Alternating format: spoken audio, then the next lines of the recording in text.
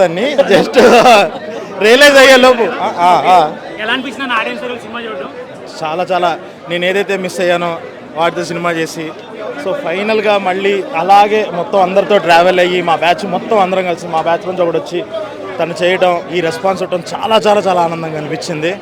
The best experience ఇది. Story అంతా మన చుట్టుపక్కల ఎగ్జాక్ట్ సుహాస్ ప్రతి సినిమా అలాగే అనిపిస్తుంది.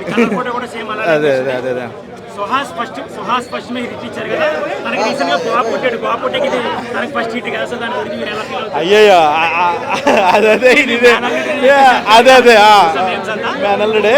బట్ అదే ఏంటి అని అంటే కరెక్ట్ టైంకి అసలు యాక్చువల్లీ Jan 26 అవ్వాల్సింది కరెక్ట్గా ఆ రోజే డెలివరీ అలా అనుకున్నాము. బట్ స్టిల్ దాంట్లో బట్ చాలా చాలా చాలా హ్యాపీగా ఉంది. Double happiness. పార్టీ చేసుకోవడానికి మాకు ఇంతకన్నా పెద్ద రీజన్ లేదు. అంతకన్నా హ్యాపీ ఇంకోటి ఏముందండి అసలు నాకు. సుహాస్ ఇంత ఈ లెవెల్లో వస్తుంటే నెక్స్ట్ మళ్ళీ ఇద్దరం కలిసి చేస్తున్నాము. విల్ బి గ్రేట్ మళ్ళీ. సో వీఆర్ జస్ట్ బాబోయ్ అంత పెద్ద పెద్ద పాటలు వద్దు. లేదు వాడి ఎలాగైతే ఎక్కడి నుంచి వచ్చి వాడిని చేస్తాడో వాడు ఏం చేద్దాం అనుకున్నాడు అదైతే చేస్తున్నాడు.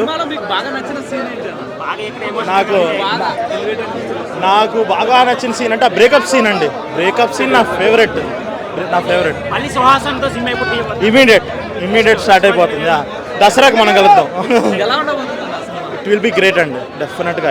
ఇన్ని నాకు 3 years అయ్యింది కదా. ఇట్ విల్ బి అన్నీ ఇప్పుడే చెప్పకూడదండి. పోస్టర్ వచ్చేస్తుంది నెలలో డెఫినెట్గా అప్పుడు చేస్తాం. ఈ డైలాగ్ గుర్తుపెట్టుకోండి. తమిళ్లో కార్తిక్ సుబ్బరాజు విజయ్ సేతుపతి ఎలాగో తెలుగు సందీప్ రాజు సుహాస్.